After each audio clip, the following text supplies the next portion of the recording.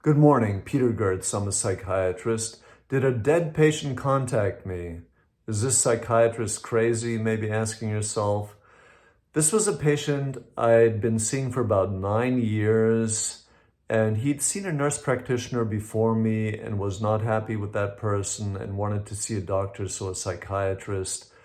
And the first time I met him, I saw him in the waiting area, took him back to my office. We're walking down the corridor to the office, and he asked me, "Are you a doctor?" I said, "No, I work in housekeeping." And he laughed, and that set the stage for our interactions over the years. He had a great sense of humor, and I really enjoyed seeing him. So he calls me on a Thursday recently, wanting to talk, wanting advice about something. And that would have taken a bit of time. I didn't have time to talk on the phone. So I asked him, make an appointment for tomorrow. I have availability for tomorrow. So he did that, and I saw him the next day, so on the Friday. And he seemed to be doing reasonably well. He's someone who'd been troubled over the years sometimes, but very energetic, charming gentleman in his 50s. And we used to laugh a lot and joke around. And he talked about his children, plans for the future, and obviously, consciously, he was not thinking of dying. And the plans for the future were actually the reason that he wanted to see me that day or talk to me.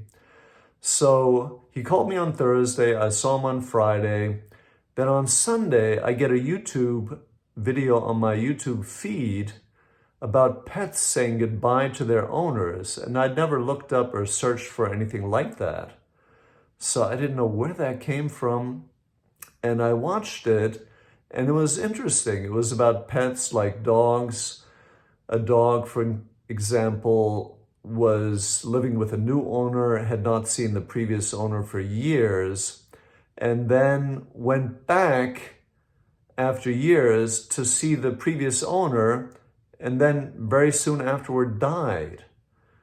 So that I found very interesting, and I didn't think that much more about it. Then on Monday, I get a call from the patient's ex-girlfriend, whom I'd seen over the years, and apparently he died on Sunday.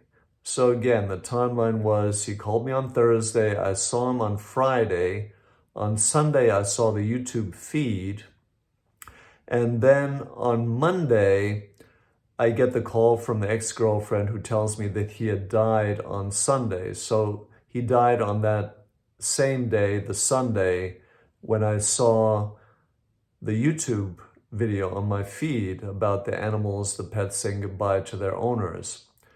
So my feeling about the whole situation, looking back, is that what it feels like to me is he said goodbye. He may have said goodbye to me on Friday during the visit, even though consciously he did not seem like he was thinking of dying or thought he was going to die.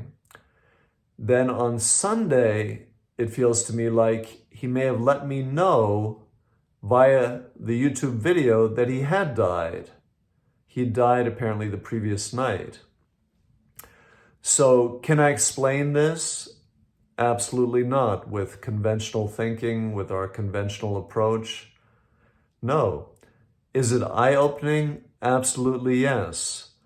So looking at this experience, to me, it seems that life is very multifaceted. It's often not understandable with our conventional way of thinking.